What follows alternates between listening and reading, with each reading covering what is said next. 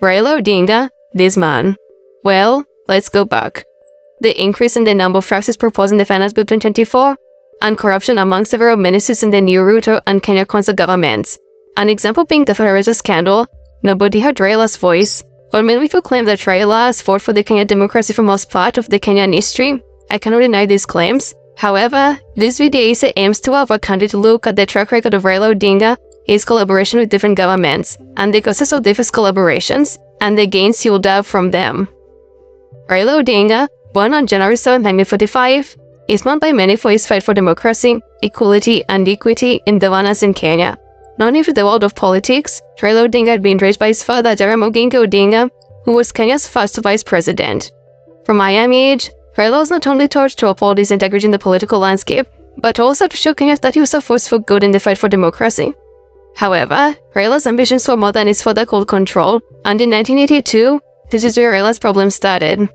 Well, with the thought that was against President Moi's governance, Raila boldly sought help within the Kenyan military to draw with the then president with a plan of staging a military takeover, an event that never happened in Kenya's history. To the surprise of Raila Odinga and his comrades, the most notable one being Ochuka, the coup failed. This was followed by a series of arrests, ranging from politicians to military personnel. While all this happened, Raila had been informed of them prior, and attempting to escape the jails of the furious President Moi. Failing to inform his counterparts, Raila sought refuge alone, serving his interest, leaving other planners to bear the heavy cross. Though he was later arrested and served in jail for more than 6 years, the punishment that his counterparts received was more harsher, as some of them were even executed because of treason. While this remained in the past for Raila, he quickly found his way into politics in the early 1990s, securing a member of parliament seat for Lang'ata constituency. One thing that many heard about Raila was his ambition to become president, and with the death of his father in 1984, Raila saw a chance to make his moves towards the presidency.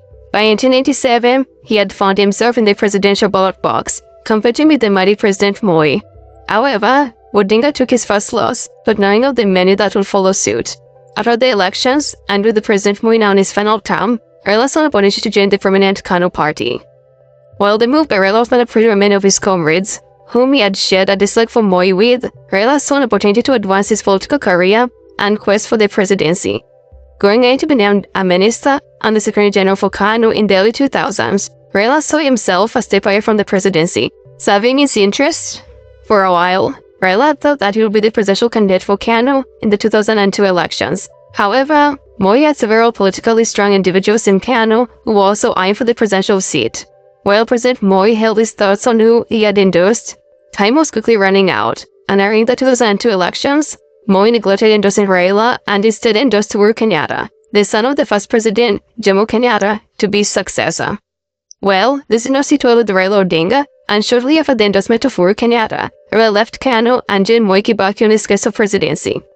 Raila's move had been prompted by a promise from Moi Kibaki that would be given the position of a powerful prime minister and an Equatorian government. Raging from the withdrawal that had been served during by President Moi, Raila went on a rampage, carrying out campaigns to show that Moi Kibaki had succeeded in his presidential aspirations. Well, these were not all in vain, given the Raila's standing campaign and endorsement of Moi Kibaki ensured that he won by a significant margin. However, push came to shove after Moi Kibaki had won and failed to fulfill promises that he had made to Raila Odinga. With no position of prime minister and no control of a significant portion of the newly elected government, Raila's grievances have been sidelined. This resulted in a move away from the government, Raila forming his coalition and breakup between President Moi Kibaki and him. The events following this were a series of campaigns aimed against the rule of President Moi Kibaki. President Moi Kibaki failed to amend the 2005 constitution, dispute that were raged Raila wars, and the boundaries that he would go if his desires were not met. Moreover, this also marked the beginning of Raila's campaigns, solely aimed at securing the 2005 presidential seat in the then forthcoming elections. Now having formed the Pentagon, unless there are strong political figures within it, Raila went to a 2007 election with enormous political support, one that had never been seen before in Kenya's elections. Though in a winning position, Raila was not fortunate enough to win, as the election had been marked by a series of malpractices and rigging. The results of this election were unprecedented, and as many of you know, they remain the side of our history. The rise in bloodshed drained away Raila's dreams, forcing him not only to consider his aspiration but to settle for a low prime minister seat and a shared government. Raila, like history has it, went ahead to lose the 2013 election and 2017 elections both to Uhuru Kenyatta and his deputy William Ruto. Despite contesting both of these elections in the Supreme Court after his loss, fate had it that Raila was not going to see the Kenyan presidency. However, in 2017, things took a dramatic turn as Raila did not only lose the election, but also managed to push his way into the government through a handshake with President Uhuru Kenyatta. Though this was seen by many as a good event in Kenya's fight towards equality and equity, it was a event that Raila was only serving his interest.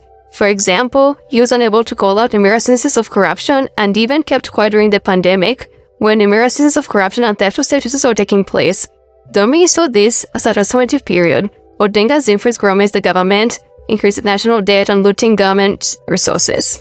Fast forward, the 2023 elections were here with us, and now Raila, with the backing of President Uhuru Kenyatta, also forced to be reckoned with. However, bad habits die hard, and as many had expected, Raila lose the election to William Ruto. After losing 2023 general elections, the Saturday will Raila to defeat the results of the elections.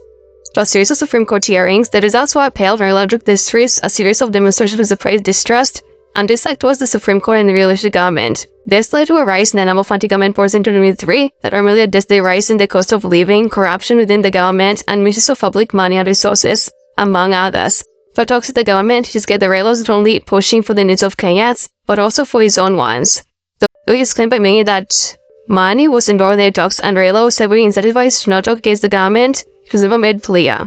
However, the dawn of the 2024 saw a rise in the number of cases of corruption, the case of medical injury and paralysis being the most notable one, and the problem was that the rise in the number of cases of people stealing government resources, public opulence, and the rise in taxation.